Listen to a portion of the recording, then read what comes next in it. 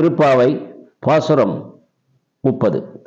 வங்கக் கடல் கடைந்த மாதவனை கேசவனை திங்கள் திருமுகத்து சேயிழையார் சென்றிறைஞ்சி அங்கப் பறைகொண்ட வாற்றை அணி புதுவை பைங்கமலத் தென்தெரியல் பட்டர்பிரான் போதை சொன்ன சங்கத் தமிழ் மாலை 30 தப்பாமே இங்கு இப்பரிசுரைப்பார் ஈரிரண்டு மால் வரைத்தோள் செங்கன் திருமுகத்து செல்வத் திருமாலால் எங்கும் திருவருள் பெற்று இன்புறுவர் எம்பாவாய்.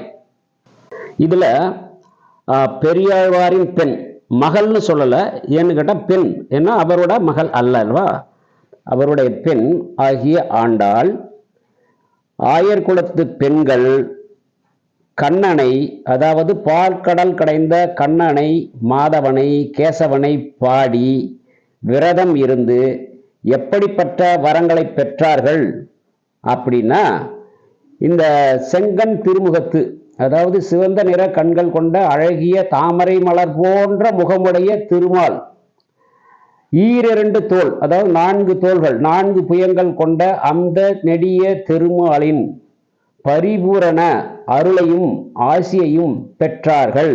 அதை போல இந்த திருப்பாவை பாசுரங்களை தப்பாமல், அதாவது தவறாமல் படிப்பவர்களுக்கு பெருமாளின் பரிபூரண ஆசியும் அருளும் கிடைக்கும் அப்படின்னு சொல்றாங்க. அதாவது பாவை விரதம் இருந்து திருப்பாவை பாசுரங்களை படிப்பவர்களுக்கு அனைத்து நலன்களும் வளங்களும் கிடைக்கும் அப்படின்னு சொல்றாங்க. திருப்பள்ளி எழுச்சி பதிகம் 10. புவனியில் போய் பிறவாமையின் நாள் நாம் போக்குகின்றோம் அவமே இந்த பூமி சிவன் உய்ய கொள்கின்றவாறு என்று நோக்கி திருப்பெருந்துறை உறைவாய் திருமாலாம் அவன் விருப்பெய்தவும் மலரவன் ஆசைப்படவும் நின் அலர்ந்த மெய்க்கருணையும் நீயும் அவனியில் புகுந்தம்மை ஆட்கொள்ள வல்லாய் ஆரமுதே பள்ளி எழுந்தருளாயே. இதுல என்ன சொல்றாங்கன்னா, இந்த பூமி சிவனால் ஆளப்படுகிறது. சிவனை துதிக்கும் வரமும் வாய்ப்பும் நமக்கு பூமியில் பிறந்தால்தான் கிடைக்கும். நாம் அப்படி பிறக்காமல் நமது நாளை வீணாக்குகிறோம் அப்படின்னு திருமாலும் பிரம்மனுமே ஏங்கி தவிக்கிறாங்களாம். அப்படிப்பட்ட நீ திருப்பெருந்துறையில் வீற்றிருக்கிறாய்.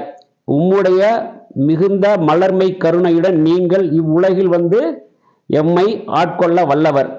என்ன அத்தகைய விருப்பம் தரும் அமுதமே பள்ளி எழுந்தருள்க. அதாவது சிவனை நினைக்க வேண்டும் என்றால் அதற்கும் அவன் அருள் வேண்டும். அப்படிப்பட்ட அருளை, சிவனை நினைக்கும் அருளை பெறுவதற்கு திருமாலும் பிரம்மனுமே பூமியில போய் பிறக்கணும்னு ஆசைப்படுறாங்களாம். அப்படிப்பட்ட உயர்ந்த சிவன் இருக்கும் இடம் திருப்பெருந்துறை. அங்கு வீற்றிருக்கும் பெருமானே நீங்கள் பள்ளி எழுந்தருள்க அப்படின்னு சொல்றாங்க.